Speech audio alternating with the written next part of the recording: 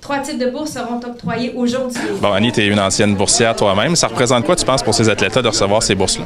Bien, j'espère que ça représente une source de motivation, de confiance. D'abord et avant tout, de confiance. Parce qu'évidemment, quand on est un jeune athlète et un jeune étudiant athlète, nos parents croient en nous, mais on n'a pas encore de commanditaires, on n'a pas encore énormément de reconnaissance de la part de nos pairs et des médias et tout ça, parce qu'on est en train d'arriver sur la scène nationale et internationale.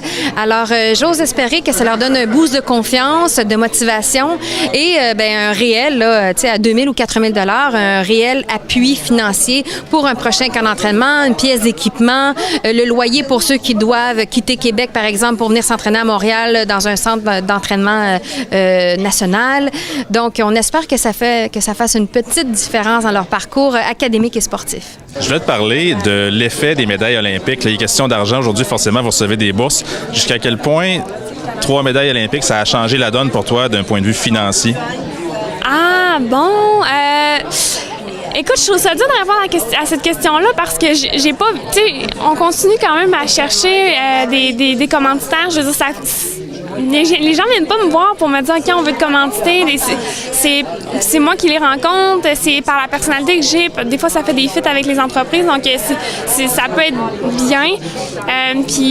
Mais ce que je trouve le plus difficile, c'est pas nécessairement d'aller chercher de l'argent ou tout ça. Ben, en fait, oui, j'aime pas ça faire ça, là, mais c'est plus de me partager avec les gens, de vivre des événements, rencontrer les gens. Ça, c'est quand même exigeant. C'est de trouver les bons mots aussi pour s'exprimer.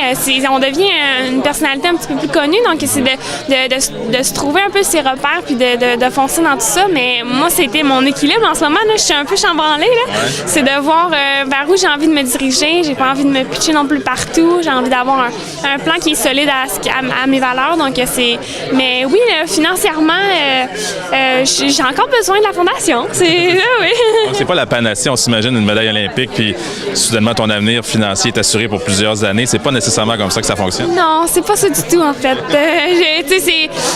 Non, c'est ça. C'est pas ça qui est prôné pour mon sport puis pour les athlètes olympiques. C'est pas ça du tout. Aux États-Unis, c'est autre chose, mais nos valeurs ici sont différentes aussi, donc c'est ça. Pour une fille comme Kim, le défi, ce sera d'essayer de rentabiliser un peu ses médailles tout en continuant de s'entraîner et d'aller aux études pour bien préparer son après-carrière sportive qui pourrait peut-être arriver dans 4 ans. Dans le fond, c'est vite 4 ans. Là. Un cycle olympique, c'est 4 ans. Donc, pour elle, c'est le grand défi, c'est de rester focusée sur ses prochains objectifs, surtout si elle veut faire les Jeux en 4 ans, tout en essayant de monnayer un peu et d'accepter quelques contrats de commandite pour l'aider à mettre des sous de côté pour quand va arriver la transition de carrière, elle va avoir un petit coussin, puis un petit coussin fort bien mérité. Elle a 3 médailles olympiques. Elle a une superbe personnalité aussi. Elle est d'une grande humilité, simplicité. Donc, je pense que les entreprises peuvent avoir confiance en elle pour qu'elle soit leur porte-parole, comme moi je l'ai été il y a plusieurs années.